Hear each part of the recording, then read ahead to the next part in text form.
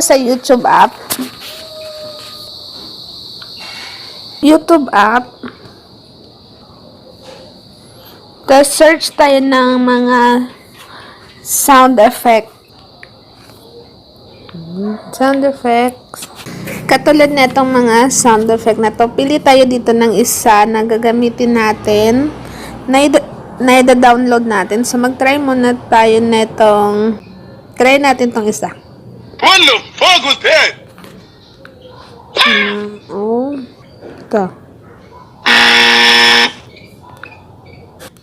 So, ito yung ito-download natin, yung buzzer wrong. So, wait lang.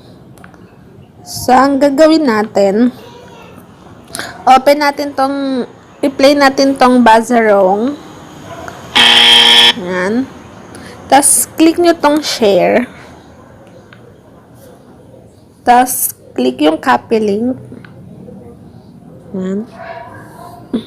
Na-copy na siya. Pagkatapos nito, pupunta tayo sa Chrome. And click nyo yung Chrome. Tapos, isi-search na natin dito yung MP3 YouTube downloader. Search natin yung MP3. Ayan, itong YouTube MP3 YouTube downloader. Click nyo. Yan. Tapos, ito yung, pag na-search yung MP3 YouTube downloader, lalabas yung YouTube MP3 converter. So, ito na yung lalabas. So, ang gagawin nyo, di ba nag-paste kayo yung link? Dito nyo ipipaste yung link. Yung paste the video URL link.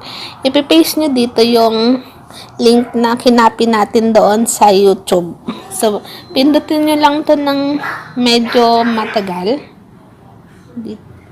Yan. Tapos, lalabas na dyan yung paste. Tapos, click nyo yung paste. Ayan. Ito na yung link nung galing sa YouTube app natin, yung video. So, after nyan, i-click nyo yung download.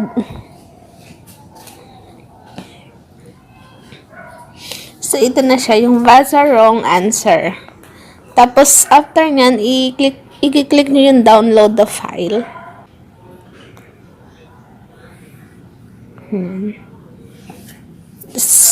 So, ganun lang kabilis. Ayan na siya. Nag-download na siya. So, it means, nasa music player na siya. Doon siya mapupunta sa music player. So, pupuntahan na natin yung ating music player.